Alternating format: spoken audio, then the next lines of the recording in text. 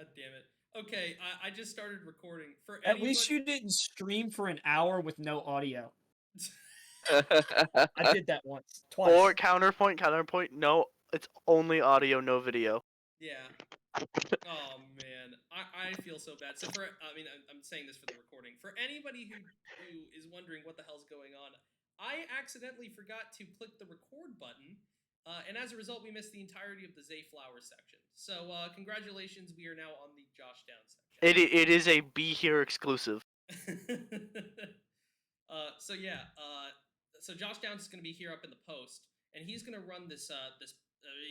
He's here in the slot. He's going to go run a post route, and so this is actually something he was attacking for most of this game against Florida A&M, and this is like the first time that he was able to break out after like I think 2 or 3 attempts. But I mean, he kept attacking this DB, and his ability to hit this post, accelerate, take the top off the defense, and then high point the football in the right as he's entering the end zone. It's really, really good stuff. Like, boom, hits that post, and then, so good. You know, like to go up and high point the football, contest. I mean, it's basically a contested catch, but I mean, it's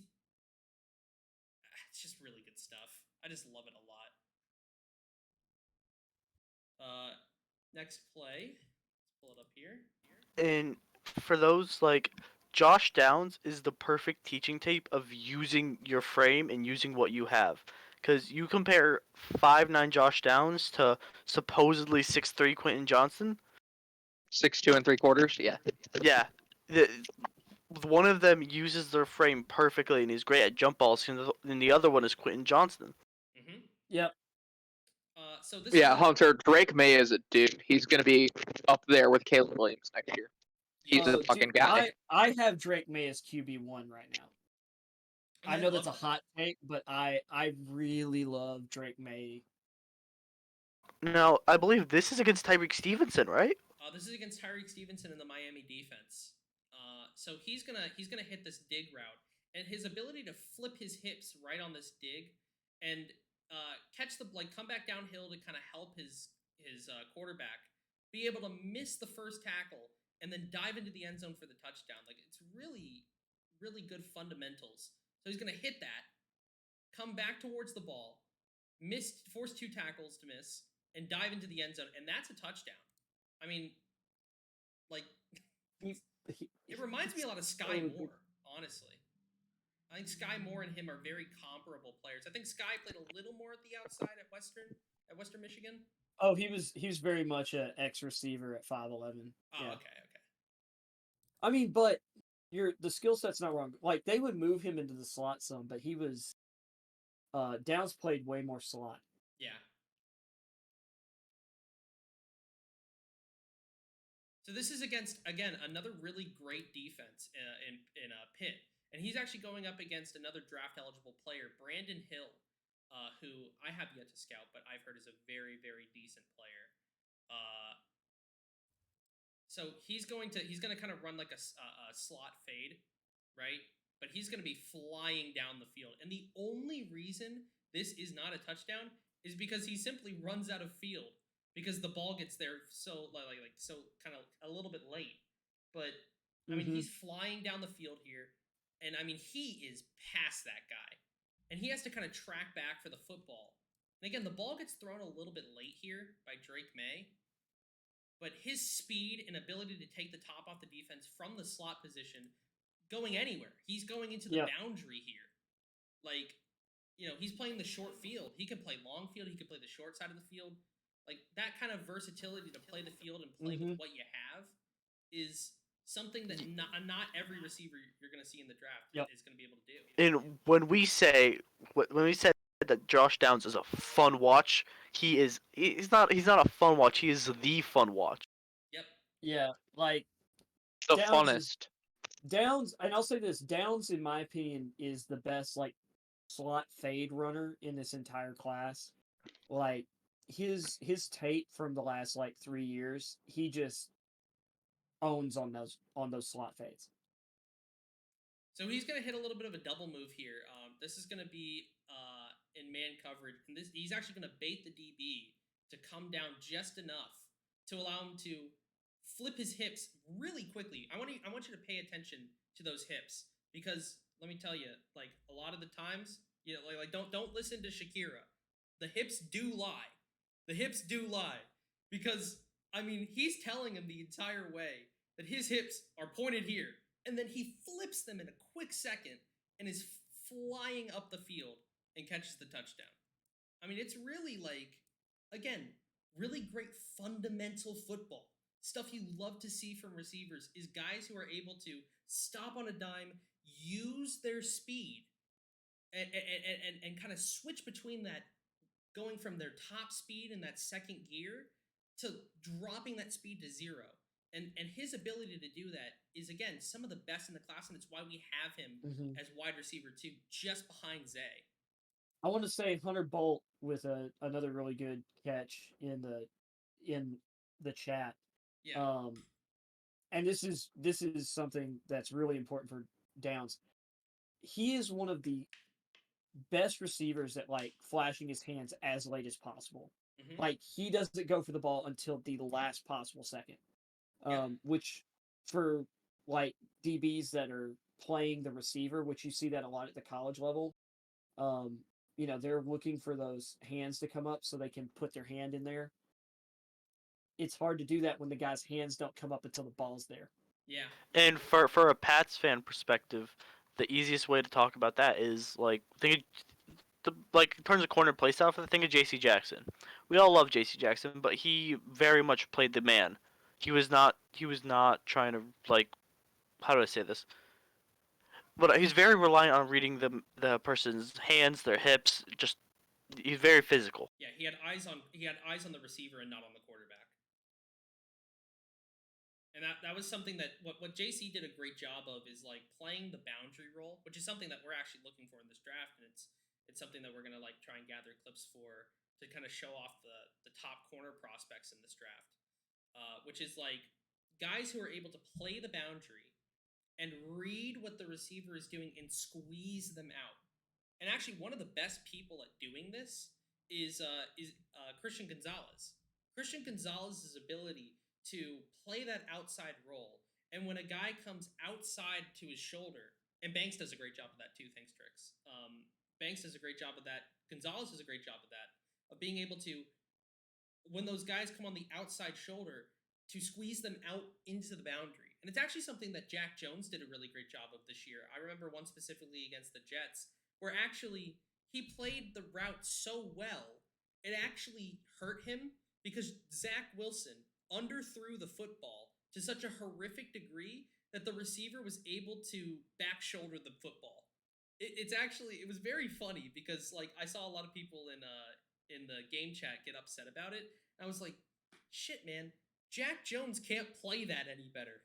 Like your role as the outside corner is to squeeze him into the boundary, make him an eligible receiver, and he very nearly got him into the boundary.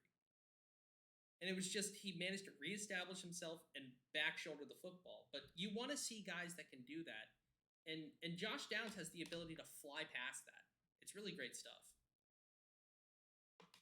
Next guy we're gonna watch is Jonathan Mingo. Now this is actually one of the guys that we have been hyping up in the last couple of weeks, specifically me in Canada, but also, I mean, all of these guys are kind of.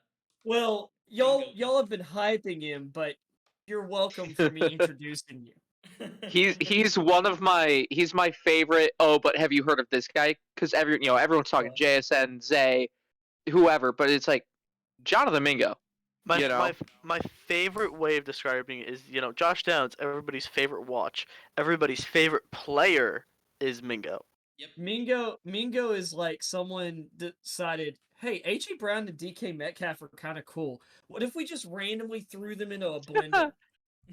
Tricks. Mingo is still our 4. We just wanted to go with a different style of receiver to kind of switch things up before we get into JSN. Yeah. So Mingo is a bit of a different receiver. So we were talking a little bit before we started here about guys that are a little bit different and how they all kind of differ from each other. So Zay's difference between Downs is his ability to play outside and his ability to run any route.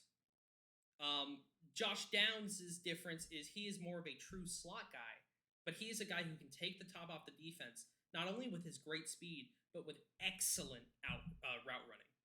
Mingo is going to be your true outside guy. Now, he has the ability to play inside, but he is going to be a guy who thrives on the boundary, very similar to an A.J. Brown or a DK Metcalf. And that's not just scouting the helmet because he's at Ole Miss. Literally, you watch him and you're like, oh my God, that's A.J. Brown. Jonathan Mingo is what Quentin Johnston's supposed to be. Yes. Yes. And And- I'll say this, like, about, because taking that term, scouting the helmet, sometimes, and this is the thing, it's very much with Ohio State and some of the Alabama receivers, like, when you get a really good wide receiver coach, they LSU too. LSU, they have a style of receiver that they go after, and they have a style of play that they teach, and like Mingo's just the next one in that line. Yeah. I would say the same thing about Kayshon Boutte. Is he looks like an LSU wide receiver. Mm-hmm. So it's just one of those things where you get that amazing wide receiver coach, and it's like, yeah, he looks like every other great receiver to come out of that college. Yep. Every Notre Dame offensive lineman looks like the previous great Notre Dame offensive lineman. Like, Yeah. it's all they all like. You have schools that specialize in certain things. Like, they don't intentionally do it, but they have a niche and they do a damn good job at consistently producing guys. You tell me with a straight face that the past 5 years of Iowa tight ends have been different. It's just copy and paste. So you're gonna see him here at the bottom, and again, first of all, he looks like DK Metcalf and AJ Brown combined into a blender and popped out him, and you're gonna see it here on this first play. Fires off, gets the separation, and then back shoulders it to the point where he catches it off the DB's back. Like, I mean, he is so physically dominant and has the downfield speed. And his size and everything tells you this guy is going to be an elite outside receiver in the league if he gets on the right team.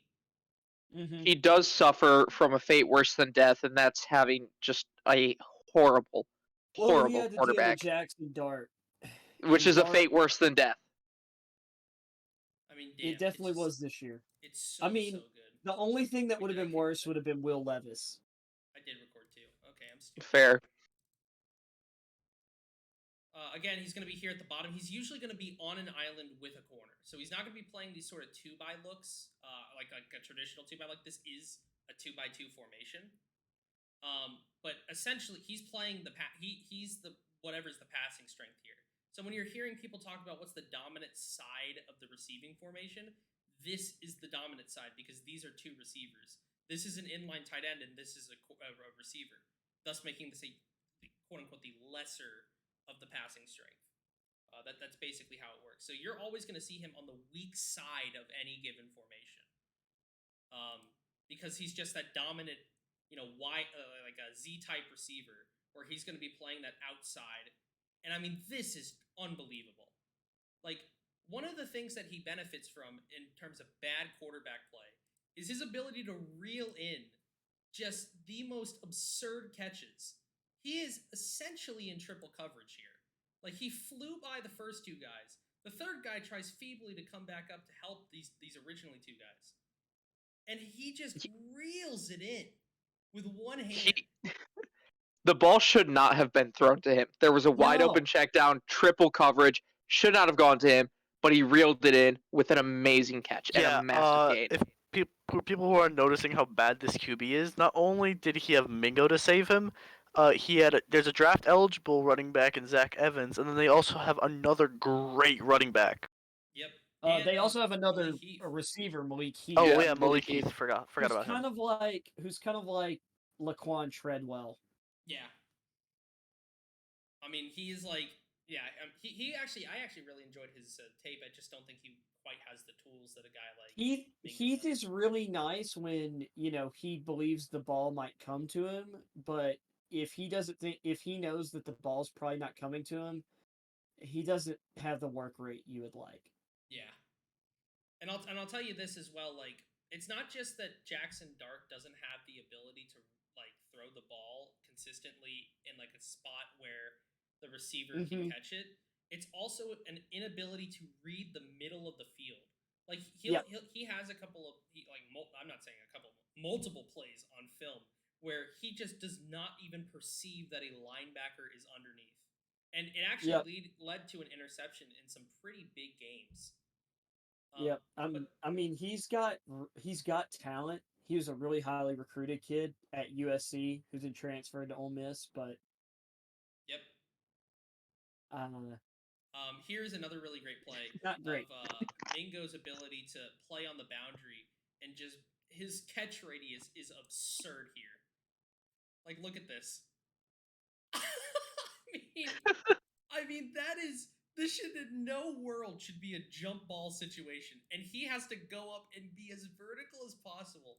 Gets a foot down and a shoulder down. That makes it an NFL catch. Like, that's an NFL level catch on the boundary, and it's so goofy to me because why the hell is this a jump ball? Mac Jones wants Zay Flowers. That is considered a 4th round prospect by some people. Hand size of Mingo. Let's take a look at that real quick. Actually, I think you guys can pull it up real quick if you can.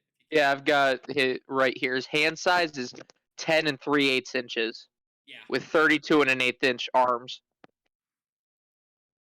Yeah. He jumped 39 and a half. This dude is just insane. I love him. Oh, yeah. You know what, Hunter? It's actually a really great thing that you're talking about his yards after catch. Because you're about to see what his speed can do to take the top off the defense here. So he's going to be playing on the top here. He's going to run this post route. And just look at the speed.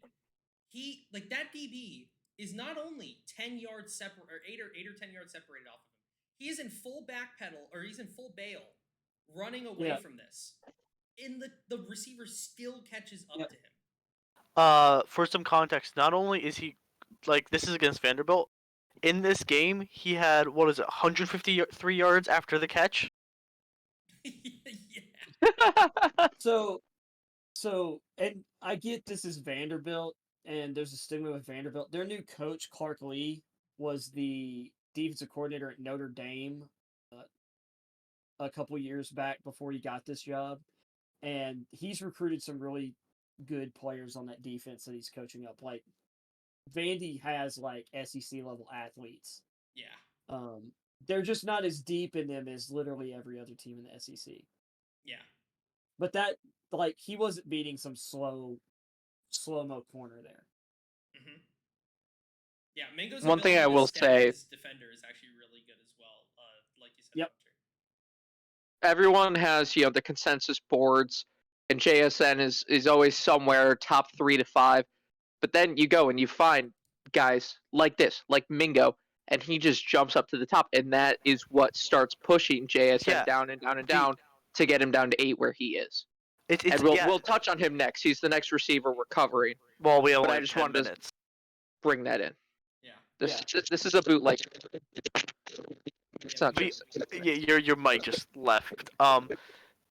So with the whole people talking about JSN ranking earlier, it's less of JSN bad. It's more like, oh my god, look at these other guys. Yes. Yeah, exactly. Yes. Yeah. I mean, JSN is a really good player, and the thing is that his ranking at 8 is not an indictment of him as a player. It's just that there are other guys who do what he does and have other things that are added to their game that pushes them above Mingo, or pushes them above JSN. Where JSN will be a really great slot receiver. Mm-hmm. And I see you guys kind of arguing in there, but JSN is a pure slot guy. They had the opportunity to play him out wide if they really felt like he was an outside receiver in that Utah game, because Wilson was gone, Garrett Wilson was gone, and Chris Olave was gone. They had both declared for the draft at that point. But JSN played almost primarily in the slot. If you have watched him, what do you guys think of Trey Tucker? Well, we have watched Trey Tucker. Ooh, Trey Tucker. Trey Tucker, where do we have him on the board? I believe he's like in the low, or he's like 27, Yeah.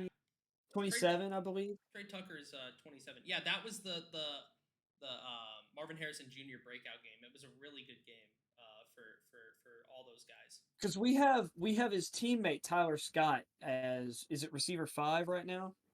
Yeah. Or receiver 6. And then like Tucker's an interesting guy, but he didn't display nearly as dynamic a skill set as Tyler Scott. But Tucker's a fun player. There's a reason I comped him to Calvin Austin II, who was one of my favorite receivers in last year's draft. I have no idea what range like Tucker will end up going in though. But I think he's really fun. Yeah. So Trey Tucker, we had, where was it? Quick and small slot receiver, blazing speed to fly past anyone, and not the worst route runner. If you can find him in space in the screen game, he is gone. Profiles as a kick punt returner, but I think he could work out as a slot in the league with the right offense. He's just the problem is he is very small. Like obviously Josh Downs and Zay Flowers, but he looks smaller than him.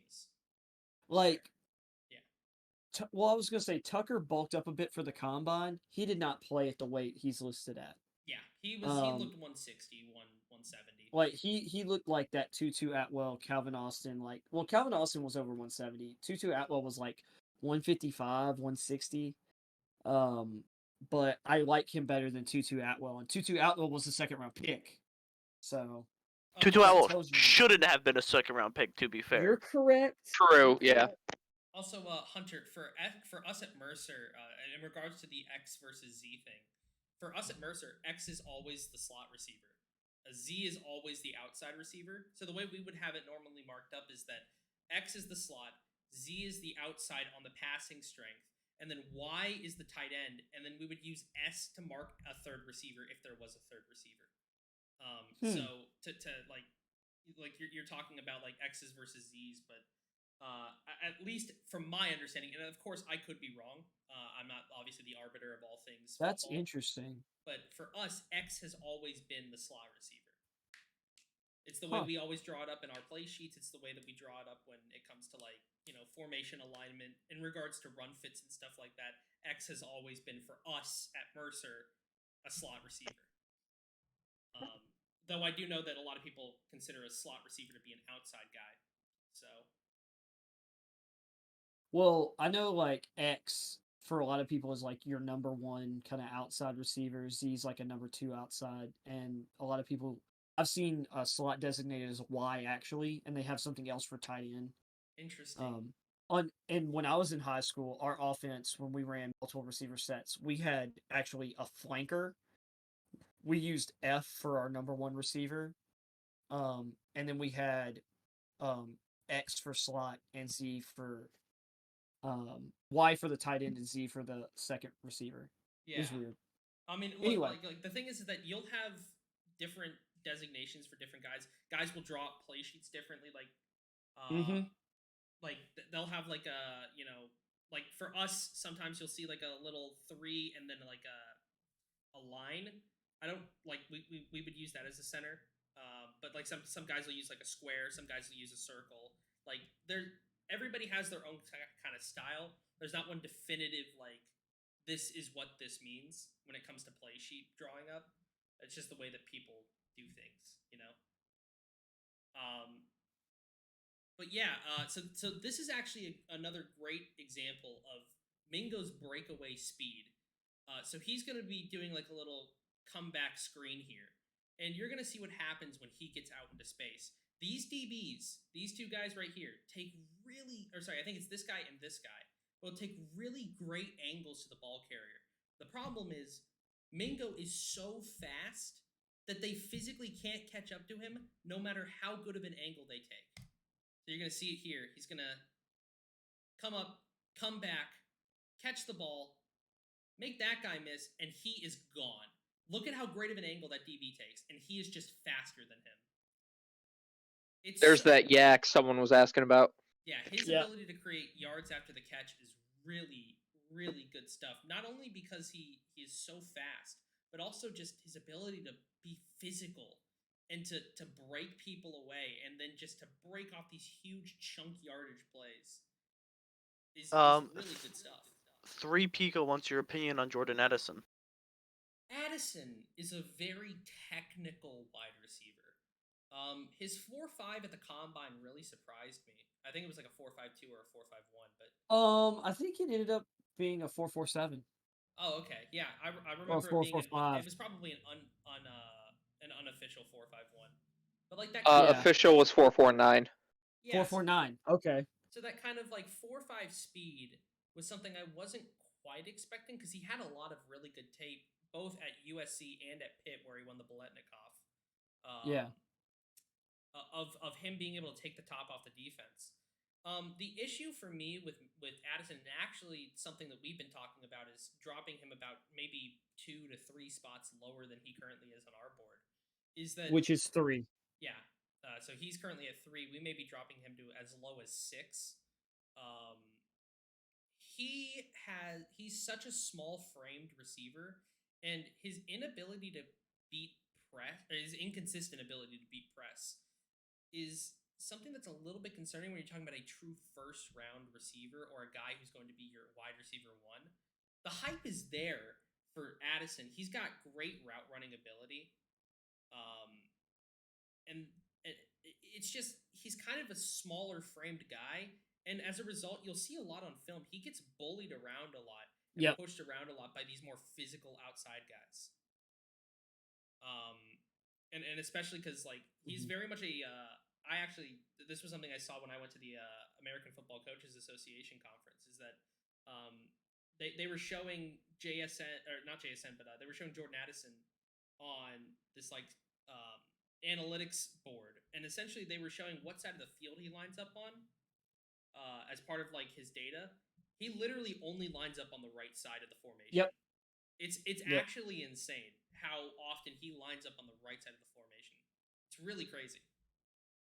Caillou Blue Kelly did own him at the line of scrimmage. He did have a play against Stanford week 1 where he made Caillou Blue Kelly look like a fool because Caillou was playing off coverage, like about 10 yards off. Mm-hmm. It was really good stuff. Addison's a really good receiver, but yeah, he gets bullied. There were a lot of people who wanted to comp him to Devontae Smith coming into the year, and he's just skinnier, and he doesn't like Devontae Smith beats press. Yeah. Addison's just not as. It's weird. Addison's not as shifty, even though he's like super skinny. Mm-hmm. This is another really great play. So he's actually playing against LSU, and he's going up against number 2, which is Mekhi Garner, which is another draft eligible guy. Declared for the draft with the 6'2", combine. 217. Yeah. At corner. And he's a very physical corner. Like if you watch Mekhi Garner, he's a guy who's going to get up in your face at the line of scrimmage, like you're going to see here. What Mingo does a great job of here is his release is absolutely pinpoint perfect. He does what we call a split release, which is essentially when you get off of the line of scrimmage, you split your legs side to side, and what it does is it freezes the corner because he has literally zero clue where you're going. Usually your feet will kind of guide you where you need to go. When you hit a split release, it freezes up that corner for that time frame where you can get out of your press and come around either side. It's really good stuff. So you're going to see him, the feet are going to drop, and then he's flying up the field. And this DB has hands all over him. And he's able to catch this over the shoulder with a DB right on his back, literally touching his shoulder. I mean, it's really good stuff where he has that contested catch ability, a long catch radius, has that long field speed, and his size lends so well to being able to box guys out on these longer routes. Mm-hmm. And then this I was this gonna is the say, last play. Touching on that split release, like if you've listened to any talk about Justin Jefferson the last few years, you hear that like them talk about his split release technique and whatnot. Like that's the new hotness for like elite receivers like him. Devontae Adams have mastered that. Mingo has probably studied those guys a lot. Yeah.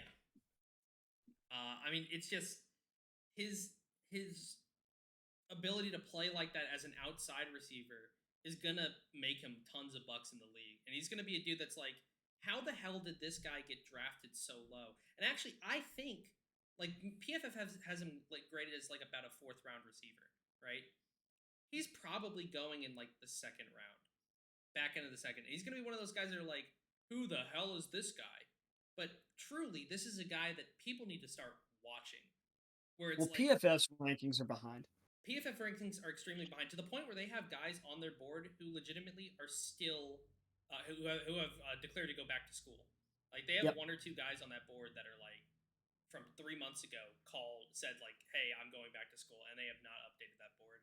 It's a little pathetic, honestly, but You know. what can you do? They're PFF. You know, they're only like one of the most important sports analytics companies in the entirety of football. But again, Mingo's ability to create separation and is a really solid route runner with these more intermediate routes. You're seeing he kind of runs those deeper concepts, but he does have the ability to stick his foot in the ground and flip those hips quickly. Catches the His ball. hitches are maybe the best in class. Oh, like I should have definitely added his hitches because he shows perfect technique on what to do and how to hit a hitch, which is you want to come up and you want to plant that front foot into the ground to pivot you, and that last foot to fully stop you after you've made your turn. Realistically, you want a hitch route to be foot in ground, spin, catch the ball. You don't want these guys that are like tip-tapping their feet for 4 or 5 steps because it's so slow. It allows the receiver to get, or the defender to get back in the play, and just it's just a really good ability to just stop yourself on a dime. So Enchantrix is asking why we don't like Quentin Johnson. I think the main reason it's not that Quentin Johnson should never have been ranked as a wide receiver 1 in the class. It's just that when the draft process started, people were just looking at sizes, like what they've done. So Quentin Johnson got like up there, since he obviously played in the national championship. But like the more people watch him, he's 6'2" and a half, 3/4 something. He doesn't use his frame. He catches the ball with his body. He does everything okay. Mm-hmm. Yeah, I mean he has good traits, right? Specifically his hitches are really good, where he puts that foot in the ground, catches the ball, and then he spins his body super violently to actually make the first defender miss and get upfield. Now, something that you watch at TCU is, first of all, he is not 6'4". They completely lied about that during when they measured him. Like, it's understandable if there's like a half an inch or even an inch difference, but he is nearly 2 whole inches different in size between what it says on the TCU website and what his combine measurables were. And like he also put on about 20 pounds. When you watch him, he's playing right around 190, 185. Where like he's Yep. he's a much leaner receiver than the 212, 213 that they said he was at the combine. He also doesn't have like that insane speed that people say he does, where it's like he is getting downfield with 4.4 speed. Like he's not Jalen Hyatt, where he's taking the top off the defense consistently. And then the final thing is he was also marketed as a contested ball catcher. When you have a contested ball catch rate of 37%, 38%, you're not a contested ball catcher. Like, that's the same numbers as Rashee Rice. And Rashee Rice is a terrible contested ball catcher despite listing himself as a contested ball catcher. Yeah, So- like you won't find a more polarizing receiver, I think, in this class other than than probably Rashee Rice. Yep. I mean, Rashee Rice, Um, he's a true outside receiver. He's going to play the boundary. He's going to try and go up and catch the ball, though his contested ball catching ability is not that great. It's right around Quentin Johnston, 38%. Mhm. Yep. And then he has good after the catch ability if he can get after the catch, because he's a contested ball catcher. And you know who else was a contested ball catcher? N'Keal Harry. N'Keal Harry marketed himself as a jump ball contested receiver, and he was damn good at Arizona State. But there is a certain you have to be a guy who can create separation or a guy who is super massive to be able to make it in this league as a contested ball catcher. The reason that, like, obviously N'Keal Harry didn't quite work out is it that they're a contested ball catcher because they can, or is it because they have to? Yep. That's a perfect way of putting it. Yep. Like the guys who work out in the league who are contested ball catchers are generational guys. Calvin Johnson, Randy Moss, Kenny Galladay at the Lions was a fucking fantastic contested ball. No, absolutely. It's just when you got a guy like N'Keal Harry who has to rely off of his contested ball catching ability, you then get into the discussion of a guy who's like very one dimensional as a player because N'Keal did not have that ability to create separation with speed or with route running. Well, I mean, I would say like you look at the very few guys who make it without being like stars, like superstar receivers as contested catch guys. You're talking about like Marvin Jones. You're talking about, I mean, Devontae Parker, who maybe at points has been like on the cusp of that. Those guys in the middle are very rare. And they're usually like they're a piece of your receiving game. I mean, they're a piece of your receiving core. If you're getting a guy who's limited like a Marvin Jones or a Devontae Parker, why would you get that guy in the second round? Like, why would you spend a second round? I was gonna say, building like off what you're saying, there is a guy actually in this class who is just purely contested ball catching, and he's rated pretty fairly. He's a day 3 guy, Ronnie Bell out of Michigan. Yep. His entire game is just high pointing the ball. Yeah. He's not the greatest. He's good at it. He's one of the best in the class. But the thing is that is the only thing he does. So he's fairly rated. When you overrate that, you get N'Keal Harry, and we all cry to this day. Yeah. I mean, it's really good stuff. Like just I like contested ball catchers. I just think that there are. Oh yeah. I think to a certain degree, like some of these guys like get overrated because wow, he went up and caught the ball with the DB right in his face, like. But it's not. You know, it's not like I think it shouldn't be the only facet to your game. Yeah, and I would say this, Johnston, one of the highlights that I've seen the most, like on him as a deep receiver, like this downfield contested catch or whatever. He doesn't really jump. He leans backward away from the ball and he lets the ball come to him rather than attacking the ball, which is what you want from a guy with his like profile. Like the ball gets to him rather than he gets to the ball. Yeah. So anyway. So the last guy we're gonna watch, and this is really where we're gonna have a bit of a. Actually, this may be the longest discussion of anything. This is the flashpoint. Yep. This is. If you guys think you were getting out of here by 8:00, that's just not. Yeah. That's your fault. Should have known better. Is Jackson Smith and Jigba, the wide receiver out of Ohio State. And before we do this discussion, we will be kicking JSN Servo out of the call. Oh man. So no. I wanna go back to talking about how he's purely a slot guy real quick. They were saying that, you know, once Garrett and Wilson left, it was going to be Marvin Harrison and JSN on the outside, but he got hurt. He had a issue with his hamstring, whatever. If they actually wanted to put him outside, they would have done it when he was the top guy after Wilson and Olave declared before that Rose Bowl. But they kept him in the slot. That's where he is. He is a slot guy, and that's about it. That's all you're going to get out of him. And he is a really good slot. I'm not trying to detract that from him, but there's guys that do just slot better and then some, and there's guys that are outside that are better. So there are 7 guys better than him, but he is still very good. Yeah.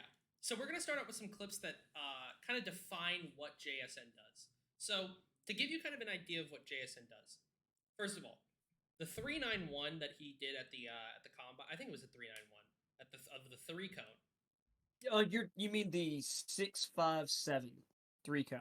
Yeah, was it a 6.5? Yeah, I was The talking. 391 might have been. Did he do the 20-yard shuttle? I think 20 yard shuttle. He did a 393 officially. 393. Yeah. the and then the 393 3 cone. is unbelievable. And Yeah, that's really good. I think that is a real representation of what he does. Well, and the 6.57 3 cone Oh. is something else. Unbelievable.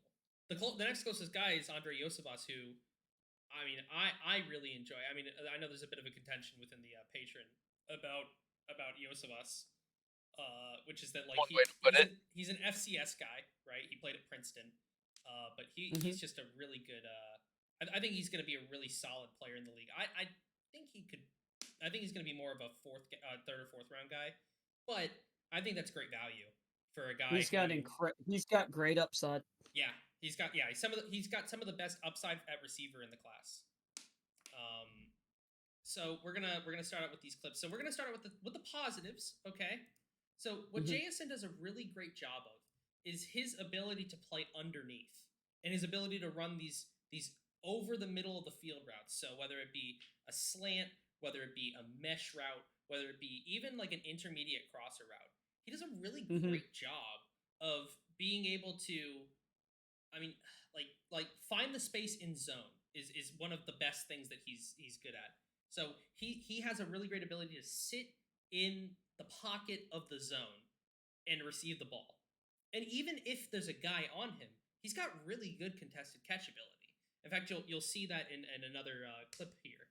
But his ability to like run these mesh routes and find the space in the zone and help his quarterback out. Now, I will say that this is a bit of an embarrassing clip because he kind of stumbles over it, but that wasn't intentional. Like, legitimately, this is something that is kind of a signature of his game.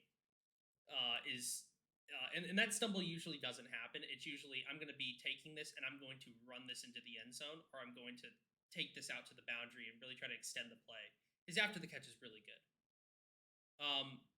It's just, he doesn't really face too much press coverage. And the reason why is because the tape we're watching is tape where we are watching Chris Olave and Garrett Wilson. So he is the third receiver. He is not receiving nearly the attention that these two are because these guys were touted before the season started, and they lived up to that hype. And JSN reaped the benefits of a team that you really used him as a wide receiver 3, sometimes a fourth receiving option behind Jeremy Ruckert. Now, I will say Ruckert was targeted too less. Criminally underused. Yes, I was a huge Jeremy Ruckert guy coming out of college, like when he was coming out of college.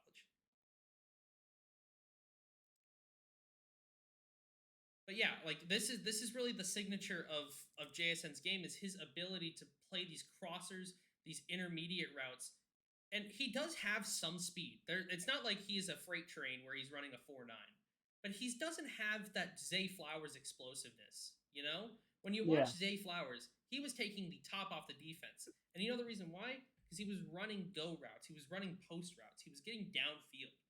Zay Flowers is a guy who can do it all.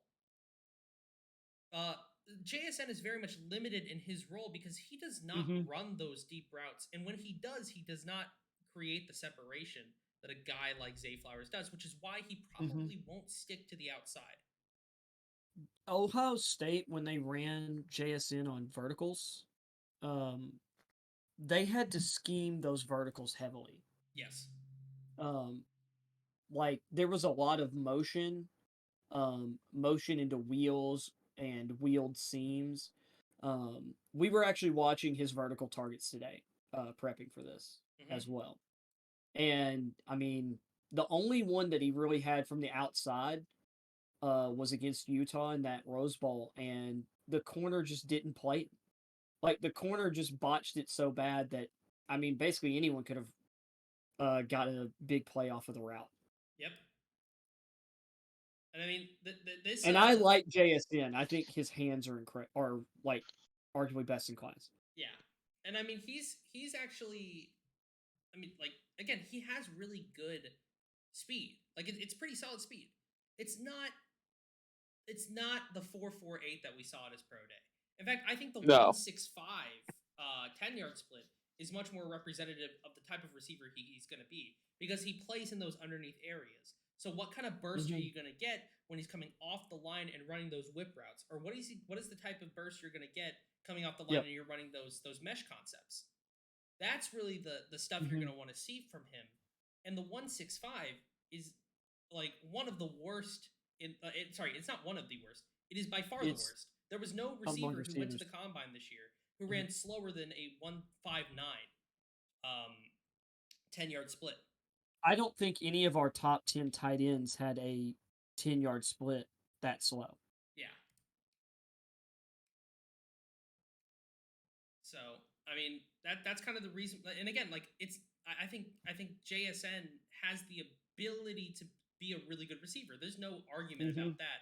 In fact, the guys above him, I think, also are just dudes who will stick in the NFL. Parker Washington is a great example of a guy who does everything JSN does and has that separation speed.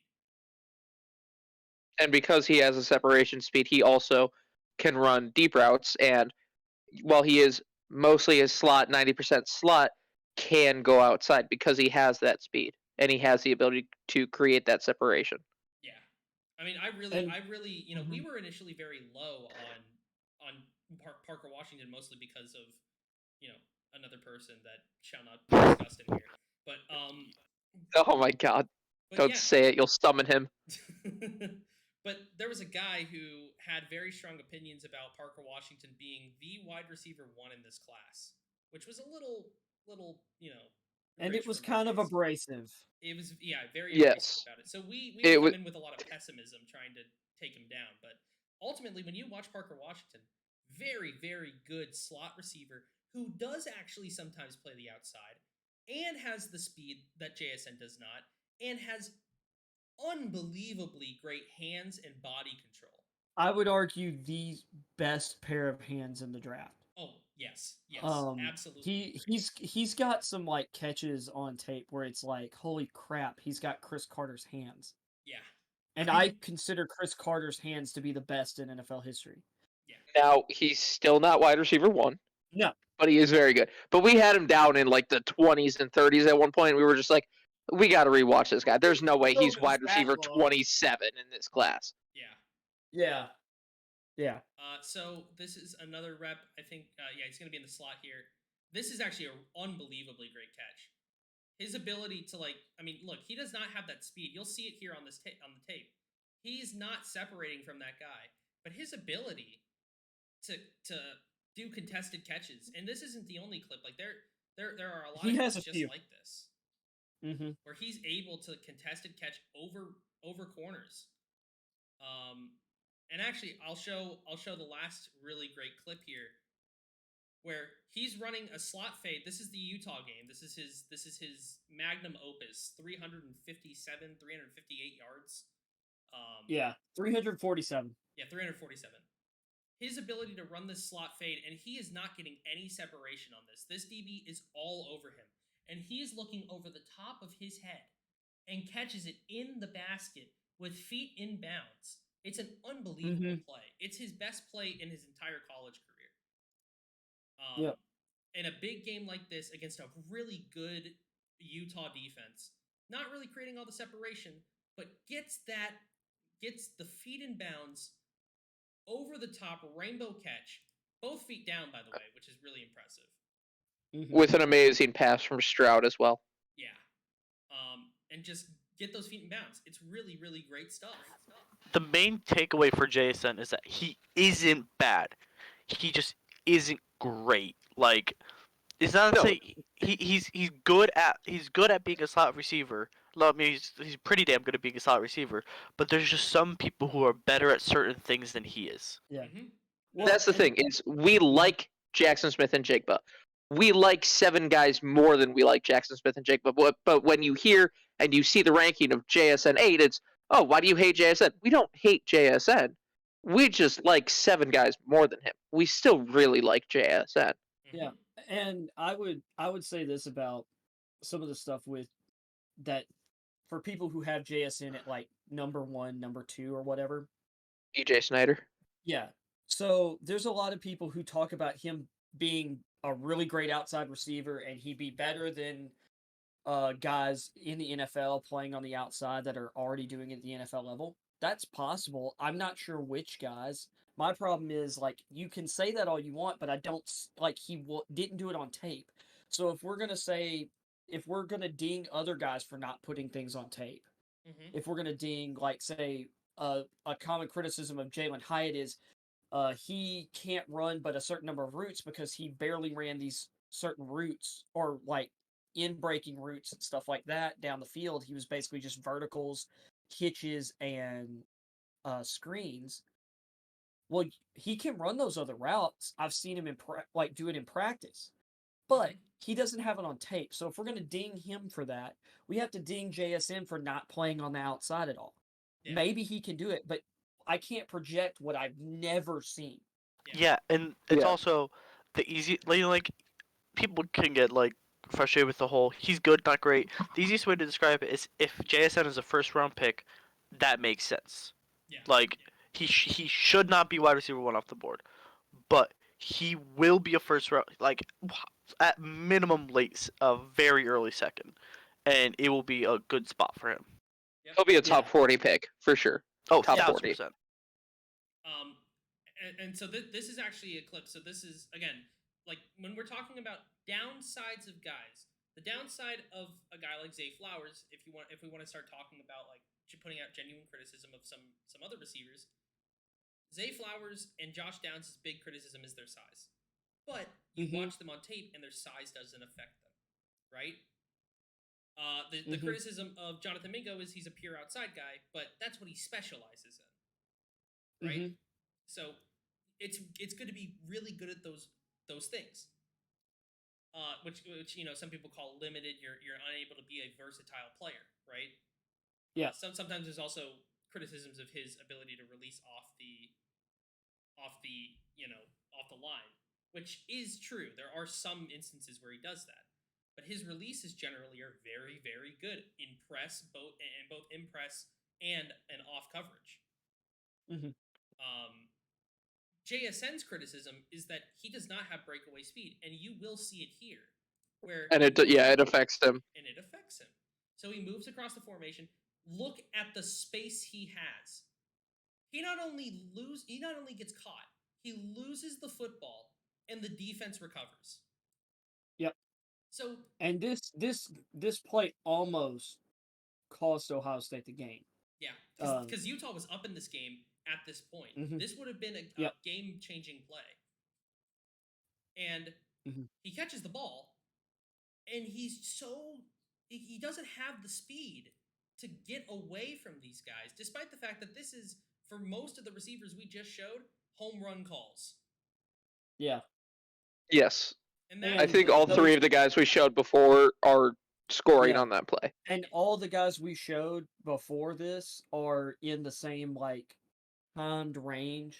They're all receivers running in the 4.4s. Yeah. Josh Downs, I think, ran a 4.49, 4.48 in the 40. So, and here's the thing, right? Our comp for him, for JSN, is Julian Edelman. And the reason he's just like Julian Edelman is he's a pure slot guy, plays underneath, is really great in those underneath areas. And he doesn't get vertical because he doesn't have the speed to get vertical. Now, Jules had good route running ability where he had that short area burst to get vertical initially, but he was caught more in those seam routes where like you're expecting to get caught by a guy behind, rather than trying to run those goes and posts, and you're definitely getting caught from behind. So this is the last play here of JSN where he's coming in the slot. He's going to be running this crosser route, gets in a good area, catches the ball. And look at all the space he has, and look at how quickly people catch up to him. It's a great play initially. I'm not even saying that this initial like I'm gonna get around you and I'm finding the spot in the zone. But look at how fast these guys are catching up to him. That's a linebacker, and the guy that eventually tackles him. Now it is a touchdown. The guy that eventually tackles him starts the play on the other side of the field, where he's up here. The crosser is caught in the middle of the field, and he's tracking back all the way from up here and is able to catch him. Again, that's a touchdown, but it's the show off of I do not have the speed to create separation with speed. And remembering that the NFL, like the game gets faster at the NFL level. It's like the average athlete is just faster at the NFL level. Yeah. And Utah's a really well coached defense, and they have guys that come out every year, but they're not usually like the burners in the class either at their positions. So Yeah. So that's kind of the last of what we wanted to talk about with Jackson Smith and Jigba. If you guys have any questions, if you want to like look over somebody, we'll take another probably 20 minutes just to answer questions or anything you guys have, because we'd love to be able to answer. Trix was asking about Josephus. Okay. But the issue with Josephus, that's going to be an entire can of worms. Yeah. Well, we can kind of explain it, right? it doesn't have to be a can of worms. Yeah. Here's the thing. When it comes to Josephus played really well at the FCS level. And I'll tell you this as an FCS guy. The FCS is very near and dear to my heart. The Patriots drafted an FCS guy last year in the first round. An FCS guy went in the second round in Troy Anderson to the Falcons. And he is a, physical freak, like athletic outlier among outliers. Cole Strange was much the same way. I think he was among all guards of his of comparable size to him that have been tested since 1987. He is the 6th most athletic guy in RAS score ever. So, yeah, 7th. There you go. I mean, like historic level of athleticism there. Yeah. So there are true no kidding athletes to come out of the FCS, and I don't think Josephus is any different. He played at the Ivy League level, which isn't unbelievable. You've had some Ivy Leaguers come out that have been very good. Namely, Ryan Fitzpatrick is really the guy that kind of headlines. Kyle Juszczyk also headlines that group. There are really solid players that come from the Ivy League programs. Hell, if you want a Patriots version, James Devlin came from Brown. Yep. So the Ivy, and there's true athletes that play at the Ivy League level, right? Just they're not all draft guys. Like they're not all gonna get drafted. And he was their main receiver, and he did a really great job of playing in the slot, playing out. He played some outside, but he mostly played in the slot. Very long strides, very quick, ability to cover field very quickly. His hands are pretty solid. He runs a lot of over the middle of the field routes. So lots of slants. But when he does get vertical, he does a great job of getting up in the air and high pointing the football. When he does get vertical. So he has that element to his game, which is why he is ahead of Johnston. Now, I get it. Johnston played at a higher level. But, when you look at athletic traits, and he had an unbelievably great combine.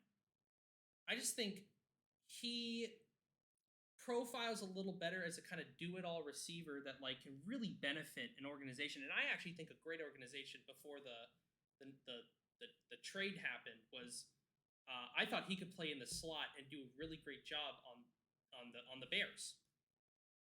And now that DJ Moore is there, I don't think he would really fit there.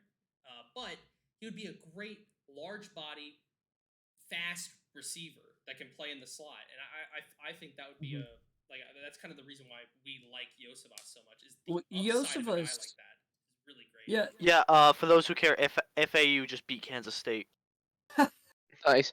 Also, it makes me feel better about break one. Losing. The best case scenario for JSN is a spot where there's already an established and preferably elite 1, and maybe even a 2. So he can just come in and be the pure slot and grab all that underneath stuff. He cannot go to a system where he is expected to be the number 1 receiver. Well, I would say he'd be a really good fit in, say, Kansas City, where they have a bunch of faster receivers like MVS, Sky Moore, which people might say, well, actually Sky Moore's 40 time was very similar. It's like Sky Moore plays faster. Kadarius Toney is there. JSD, which you're probably hearing that, and it's like, well, Kadarius Toney will play the slot. Sure, but if you think, like, say, JSN can play a little outside, Yeah. that would be a place to experiment. Another place that would be a great landing spot would be the Eagles. Yep.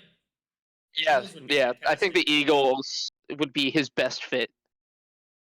If he goes to the Eagles, draft him in fantasy. The The best Cowboys fit would be a really good fit too. the best fit is for Actually. whatever team drafts Jonathan Mingo. Yeah. Yeah.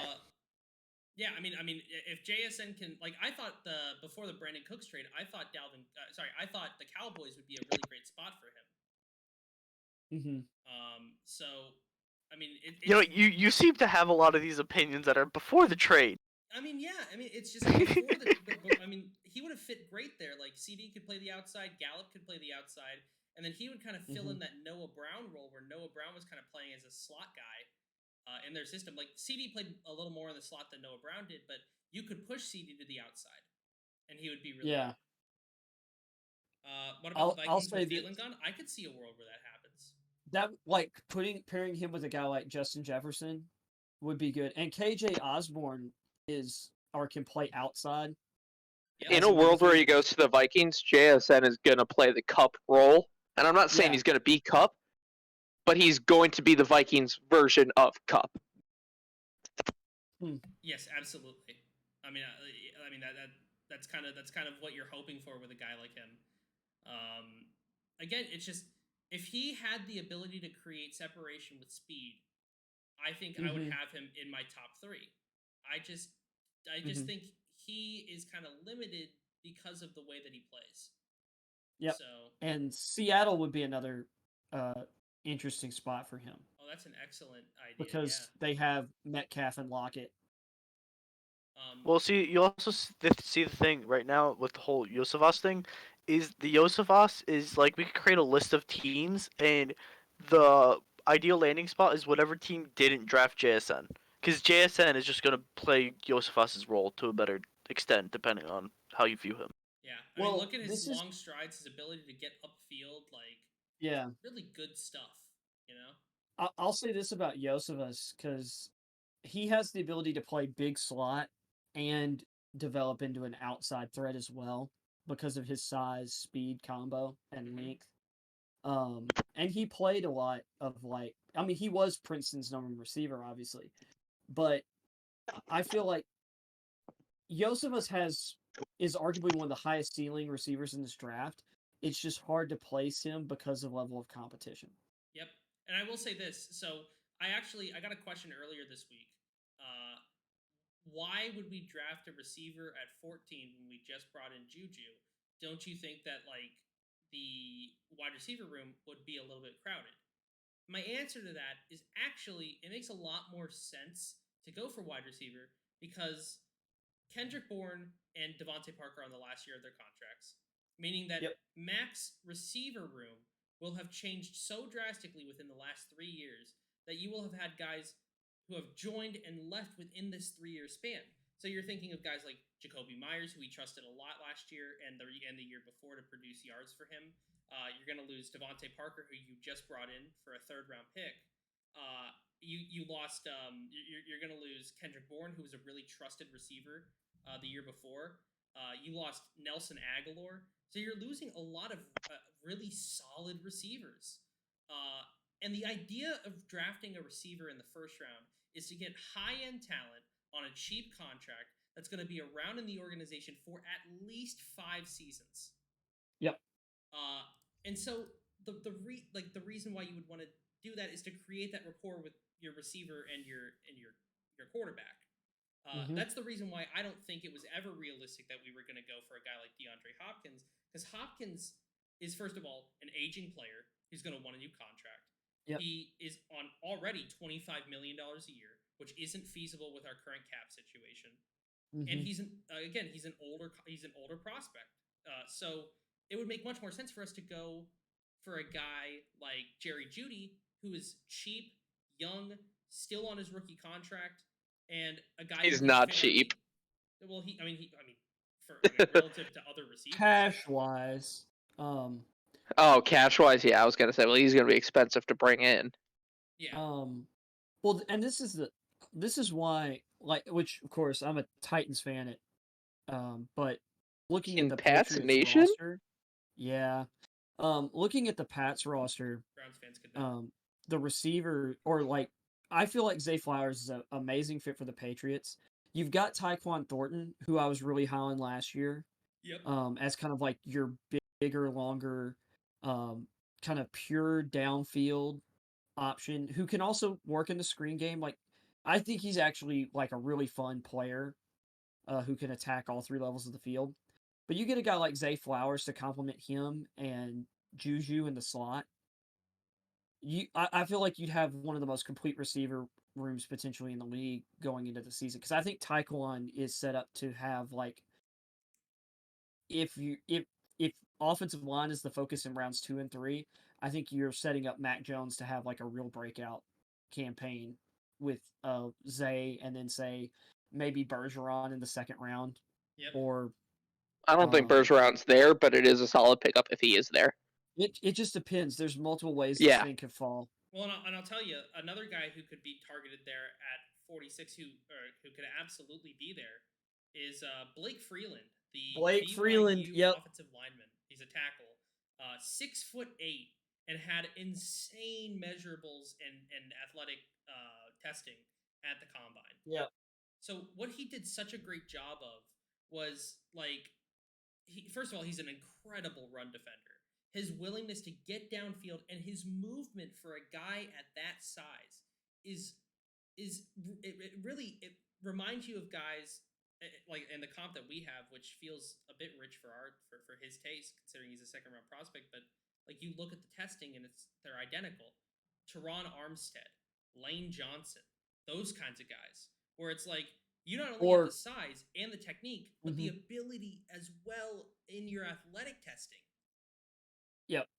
Also, Pat Colton Hennessy, Miller, stay as by far. the way. Yeah, go stay ahead, away Scott. from Bryce Ford Wheaton. Yeah, you at stay all as costs. far away from Bryce Ford Wheaton as you possibly can. Yeah. Like the only person with more red flags in this draft than Bryce Ford Wheaton is Kayshon Boutte. Kayshon Boutte. Yeah. That should say all you need to know. I'll say that. So, like I was saying though, with Freeland, my comp that I gave him in our draft guide is Colton Miller, the starting left tackle for the Raiders. Heck of an athlete. One of only 2 offensive tackles with a better broad jump than Blake Freeland, like ever. And Colton Miller's like 6'9", and very similar, extremely similar build, similar length, very good fluid mover. Like Freeland at 6'8", 309 pounds, ran a sub 540, really good 10-yard split. I think it was a 171 or a 169. Yep. He had a 37-inch vertical leap, which I think is a record for the offensive tackle position. For a guy of his size, yeah. Yeah, and I mean he's just and his strength shows up on tape in the run game. He needs a little polishing as a pass blocker, but he's really good. And actually, he showed real improvement during the last season. He only gave up 8 pressures, no sacks. Yeah, and he played against Oregon and Arkansas, who have real talent in the front 7. And he did not give up a pressure in a 5-week stretch between weeks 5 and 10. Like that's really crazy to think. Like there's not a single slip up in there. To have a perfect record through all of that, really, really, really good stuff. And one of the reasons I wanted to bring up, I said Bergeron, but I wanted to get to Freeland. We watched Freeland this morning, and he looked outstanding. And the reason I bring him up is that is a guy you can easily get in the second round, who to me profiles as high a upside tackle as you have in this draft. Like even including like the top guys that you might be able to get at 14. Freeland has as good a ceiling as those guys. Maybe his floor is a little bit lower, but if you can get Freeland at like in the second round, and you can get like the top receiver in the draft in Zay Flowers, I think you do it. Yep. I know that like drafting Flowers doesn't guarantee Freeland will be there, but I think Freeland's going to be there. Yeah, I mean, we have Freeland as he's above Anton Harrison for us is currently what it is. Like, yeah, Anton Harrison. The one downside of him, like, and we'll get into it a little bit next week, and I guess next week or 2 weeks from now, we'll have to decide what we want to do next. But Anton Harrison is a great pass blocker, but a horrific run blocker. I mean, you watch him on it's tape, the and Dillard comp. it's so like sluggish. It's so like Mhm. uninspired. He in down blocking, he gets beat so easily. He does not get up to the second level nearly as fast as a guy like Blake Freeland. And Blake Freeland's bigger than him. Mhm. It's just and PFF has him comped to Orlando Brown. He is nothing like Orlando Brown. They don't even look similar. It's like someone who's actually completely blind decided to do the comp just because they went to the same school. Yeah. I mean, it's really bad. Breakone counterpoint. Have you seen Penei Sewell catch the ball? That's my counterpoint. Ultimate counterpoint. One thing I was thinking about is for JSN, just kind of in the back of my mind, pending a T. Higgins trade, the Bengals. Yeah. Ooh. That'd be a great fit for him. Yeah, but the Bengals. The thing is with the Bengals. What the Bengals like to do. Well, the things what the Bengals like to do. They take 3 freak athletes, put them in the same bunch, and say, try to stop them. Yeah. Mhm. So I'm gonna try and cut it down here. So if anybody else has any more questions, Yep. we'll answer 3 more questions if if anybody else has any more questions. But I think we're getting ready to wrap it up here, guys. Among Us at 9. This is true. Shh. Please no. Who said you get to eat after this? You stay. You have to stay in here until we come back to talk about offensive linemen. You stay in here until you can give me a full scouting report on Drew Sanders. Because save up some we time. haven't scouted him. Yeah, it saves us time. Yeah. I really want to watch Drew Sanders. Oh, it's gonna be a great watch. But yeah. Or a horrible. We're gonna wrap it up here. We're gonna do this as a weekly thing. So every Saturday at 7 p.m.